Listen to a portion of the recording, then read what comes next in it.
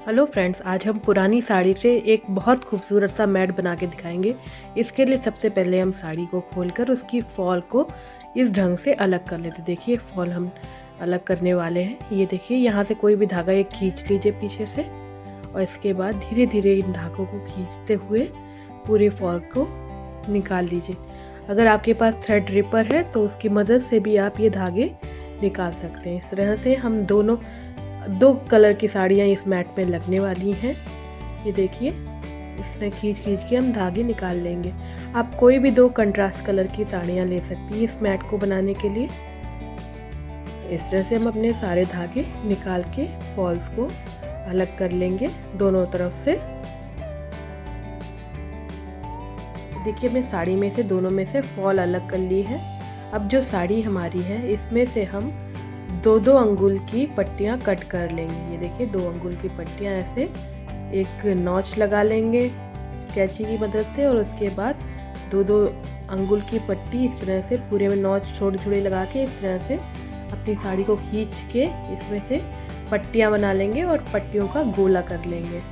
सभी इस तरह से 2 इंच की पट्टियाँ बनानी। ये हमने पट्टियाँ बना के उनका गोला कर लिया है। 2 कलर की साड़ियाँ थी, 2 तरह के गोला बन गया है। सबसे पहले किसी भी एक कलर हमें मैट बनाने के लिए किसी भी एक कलर के साड़ी में से ऐसे एक हमने फंदा बनाया। अब 30 चेन बनाएंगे। आप अगर बड़ा छोटा करना चाहते हैं तो बढ़ा घटा सकते हैं। ये देखिए इस तरह से हम यहाँ पे 30 चेन बनाएंगे। हम इस तरह के 4 पैच बनाएंगे जिन्हें आपस में जोड़ करके एक मैट बनाएंगे। तो आप ये अपने माइंड में सोच सकते हैं कि अगर आपको 4 पैचेस के बाद ये मिलने वाला है तो उस हिसाब से फंदे हमने यहाँ 30 रखे हैं। ये 30 ले लिए। उसके बाद एक बल अपनी क्रोशिया पे लिया, एक फंदा हमारे क्रोशिया में था, एक बल लिया, और फिर तीसरे फंदे में से एक फंदा इस तरह से निकाल लिया। 3 फंदे हो गए, 3 को 2 किया और 2 को फिर 1 कर लिया। इसको कहते हैं डबल क्रोशेट। अब हर फंदे जो नीचे के हैं चेन वाले उसमें इसी तरह से डबल क्रोशेट बनाते जाएंगे। एक बार बल लिया, फिर इंसर्ट करके एक फंदा लिया, 3 का 2 किया और 2 का फिर 1 कर लिया। सभी पूरी चेन जितनी भी बड़ी है सब जगह हमें इसी तरह करते हुए जाना है। ये देखिए इसके लिए जो हमने क्रोशेट नीडल लिया है ये 5 mm का है। आप आराम से 5 mm का नीडल, आपको ये क्रोशेट का हुक मिल जाएगा बाज़ार में जहाँ पर सुई धागा या क्रोशिया का सामान मिलता है।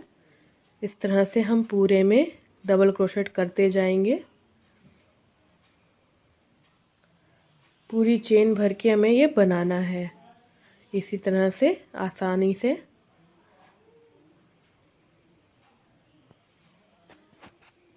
इस तरह से हमने पूरी रो कंप्लीट कर ली। पहली वाली हर स्टिच में हमने एक एक डबल क्रोशेट बना लिया है। अब हम फिर अगली रो में जाने के लिए 3 बार चेन बनाएंगे। ये 3 बार चेन बना ली। फिर अपने वर्क पीस को इस तरह से पलट के दूसरी तरफ जाके एक स्टिच जो है इसमें चेन वाला गिन लेंगे और अगली स्टिच में हम डबल क्रोशेट बनाएंगे। इसी तरह इस रो में हमें हर स्टिच में एक एक डबल क्रोशेट बनाना है, यानी संख्या डबल क्रोशेट की जितनी पहली रो में थे उतनी ही दूसरी रो में रहेगी। इस तरह से हम पूरी रो में डबल क्रोशेट बनाते जाएंगे। हमें इस तरह से टोटल 8 लाइनें बनानी होंगी। ये देखिए बहुत आराम से बनती है। इस तरह से पूरे में हमें डबल क्रोशेट करती जाने हैं।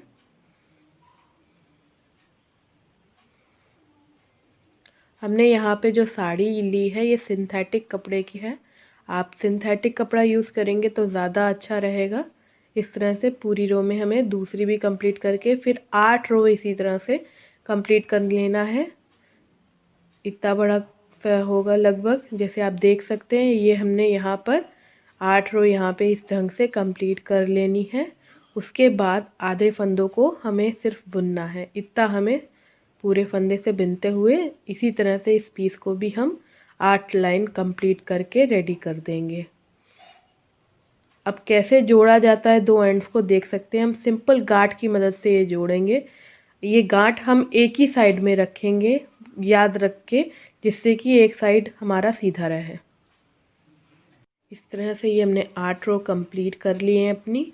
इसके बाद हम क्या करेंगे, हम यहाँ सिर्फ जैसे हमने 30 फंदे शुरू के डाले थे, हम यहाँ 3 चेन बनाने के बाद हम सिर्फ 15 फंदों को ही डबल क्रोशेट बनाएंगे और उसके बाद फिर 3 चेन बना के पलट जाएंगे और 7 चेन सिर्फ 15 डबल क्रोशेट वाली बनाते हुए 7 रो उसी तरह से बनाते जाएंगे। ये देखिए हम सिर्फ इस रो में 15 ही डबल क्रोशेट बनाने वाले हैं, यानी आधा लगभग। इस तरह से कर रहे हैं हम। गिन के हम यहाँ पे 15 बनाएंगे क्योंकि शुरुआत हमने 30 से करी थी। 8 रो बाद हम सिर्फ 15 पे आगे बढ़ते जाएंगे। इस तरह से हम गिन लेंगे और जब 15 हो जाएंगी तभी पलटेंगे हम।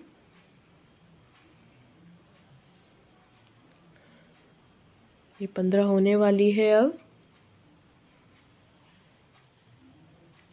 ये 15 हो गई। अब हम क्या करेंगे, पलट के इसी के ऊपर 7 लाइनें हमें बनानी हैं। फिर हम 3 चेन बनाएंगे, 2 3, और वर्क पीस को पलट के फिर एक अगली वाली स्टिच में डबल क्रोशेट बनाते हुए टोटल इस लाइन में भी 14 डबल क्रोशेट और एक वो जो 3 चेन हम बनाते हैं, इसी तरह से अब हमें 7 लाइनें पूरी कर लेनी है सेम इसी ढंग से। तभी हमारा यहाँ एल शेप जैसा बन जाएगा, जो मैट बनाएंगे उसके लिए ज़रूरी है। ये देखिए इस तरह से एल शेप हमारा तैयार होगा। हम 2 लाल और 2 हरे रंग के ये एल शेप बना लेंगे। ये देखिए एंड में देखिए एक फंदा हमारे क्रोशेट हुक में है। हम स्लिप स्टिच की मदद से इस ढंग से धागा खींच के उसके बीच में से निकाल देंगे, जिससे कि हमारा ये बंद हो जाए। ये धागा काफ़ी लंबा है, हम इसे पूरा छोटा हमने 4 पीस बनाए हैं और उसे इस तरह से एडजस्ट करेंगे और बाद में सिलाई कर लेंगे। आप चाहें तो इस तरह से भी एडजस्ट कर सकते हैं। चारों पीस को जोड़ने के लिए सबसे पहले हम क्या करेंगे, जो धागा हमने कट नहीं किया है उसे एंड में जो शुरुआत करते हैं तो थोड़ा सा धागा रह जाता है, वहाँ पे गांठ लगा लेंगे और उसके बाद क्रोशिये के हुक की मदद से एक बार इधर से ये धागा खींचेंगे। ये धागा काफ़ी लंबा है, हम इसको सिलाई में काफ़ी बड़ा रह जाएगा तो हम इसे कट भी कर सकते हैं। ये देखिए काफ़ी लंबा है, सिर्फ हमें सिलना तो कम है, इसलिए हमने बीच से इसे छोटा कर लिया जिससे दिक्कत ना हो। फिर दूसरी तरफ से क्रोशिये का हुक डाल के खींच लिया धागे को, फिर पहली तरफ गए और फिर से इसमें क्रोशिया का हुक से इसी तरह से पूरे में हमें सिलाई करते हुए जाना है। क्रोशिये के हुक से सिलाई हो रही है क्योंकि हमने यहाँ पे कोई सुई नहीं यूज़ कर सकते हैं, क्योंकि ये हमारी साड़ी का जो चीटे हैं या सीधी लाइनें हैं ये सुई में नहीं पिरो पाएंगे हम। इस तरह से पूरे में सिलाई हमें करते हुए जाना पड़ेगा। एक बार इधर से क्रोशिया डालिए और खींच लीजिए धागे को, दूसरी बार में दूसरी तरफ क्रोशिया डालिए और धागे को खींच लीजिए। पूरी सिलाई जिस ढंग से आप एडजस्ट करना चाहते हैं चारों पीस को, यानी 2 लाल और 2 हरे पीसेस को, उस ढंग से करके इसे सिलाई कर लीजिए। बहुत ढंग से आप इसे अरेंज कर सकते हैं। हमने यहाँ 2 ढंग अभी आपको दिखाए हैं कि किस किस ढंग से आप अरेंज कर सकते हैं। उसी तरह से आप अपने चॉइस के हिसाब से इसे एडजस्ट कर सकते हैं। ये देखिए अब इधर से हम इंसर्ट करके खींच लेंगे यूँ इसी तरह से।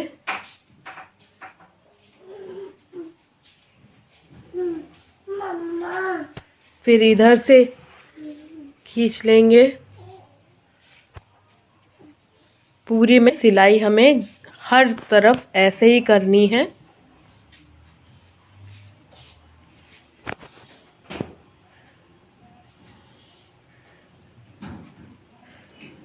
जब जुड़ जाएगा तो कैसा लगेगा ये अभी हम आपको दिखाते हैं। इस तरह से देखिए लगभग एक साइड का हमने आपको जोड़ के दिखा दिया है। कोने पे जाकर एकदम बीचों बीच कोने में से इस तरह से खींच के निकाल लेंगे और फिर अपने धागे को दूसरी तरफ से घुमाते हुए अब दूसरी तरफ से सिलाई शुरू कर देंगे। ये देखिए इधर से भी सिल लेंगे, पूरा ऐसे ही सिलाई होएगी।